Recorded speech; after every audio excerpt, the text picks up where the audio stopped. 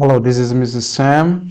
As I go by how they call me in Dubai school.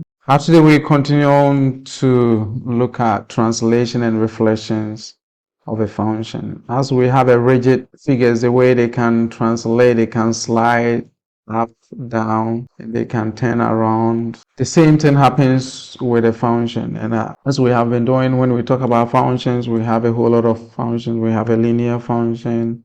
We have a quadratic function. We have absolute function. We have exponential function, and so on and so forth. But under the algebra 2, we will be considering the first three: linear, quadratic, and absolute. And all functions behave the same. They all behave the same. So today we are going to discover how they behave through translation, through reflection, and all that. And first of all, you have to also know the parent. This is a parent function of a quadratic, and if something happens to it, that becomes like a baby function. Yes, we have a baby function. So if something happened to it like this, slide down, that's a baby function. Okay. So as I said, the translation, when we talk about translation of function, is up and down. So for instance, if we to say plus 2, we see that always look at the vertex, look at the tips of it, and here you see that it's shifted 2 units up.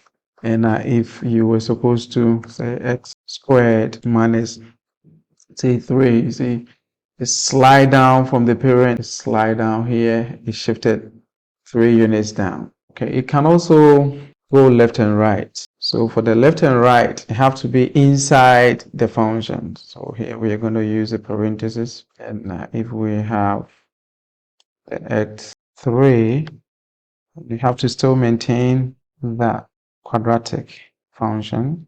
So here you see that it's shifted. You use the tip of it. Some student might be using different, but we always use a vertex. So here 1, 2, 3. So it shifted 3 units to the left. Be careful here. It's plus. Most students might think, oh, because it's plus, it should have been right. No. When they are inside their function, they behave a little opposite. So then we will look at the general module very soon, so be careful with that. So when it's plus, you see that it's shifting to the left. Let's combine this here. If x minus, say 5, close it, and we bring the quadratic. You see here, when it's minus with the green, we realize that it's shifted to the right. So it's minus here and it's shifting to the right. All right, so let's go back to the writing board to get a little information here. I'm saying that, for instance, if we were supposed to have,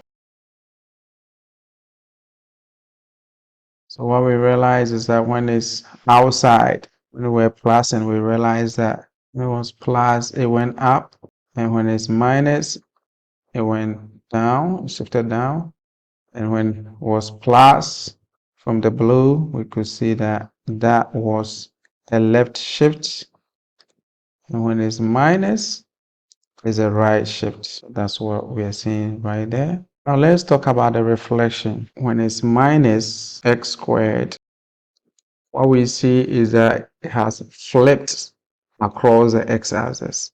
When we have a minus here, that's going to cause reflection across the x-axis. Yeah, when it's reflection across the y-axis is difficult when we are using the quadratic, because the quadratic have a symmetric line and it reflects along its axis of symmetry, and that make it really hard for you to see. Let's try to see this. So if we have this minus and we have x here, then we have our that over there. You see, it's going through the same path as the parent. So here we don't see any difference.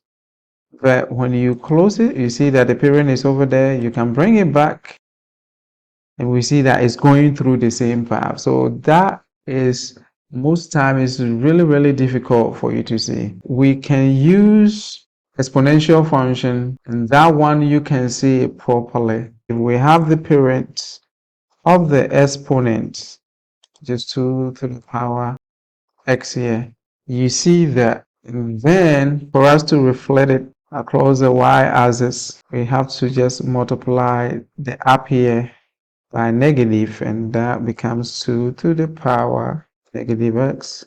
And you see, as for this one, you see that because the exponential doesn't have axis of symmetry, so you can really see that it's the reflection across the y-axis. So anytime, and all functions behave the same. When we have the negative x here, what is happening is that the reflection across y-axis. So now we have seen all the demonstrations, and if you have a work and maybe they give you the function, you have to be able to tell them what is happening. And if they give you the description or if they give you the graphic, you have to also able to module along the line. That is what we're going to do in our class, and I believe when we get there you will not be confused. So if you have, say, you have to, and they ask you to describe it without graphing, you have to able to see what is really going on here. There's 3 things happening, this one here, this and that.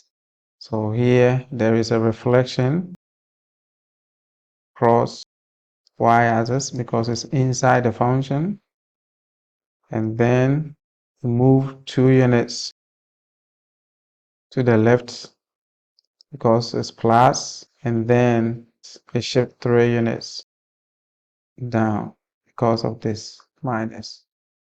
Okay, and you can graph it to see all that. All right, thank you for sticking with me all the way to the end. Please, if today is your first time, go ahead and subscribe, and see you in the next video. Be blessed.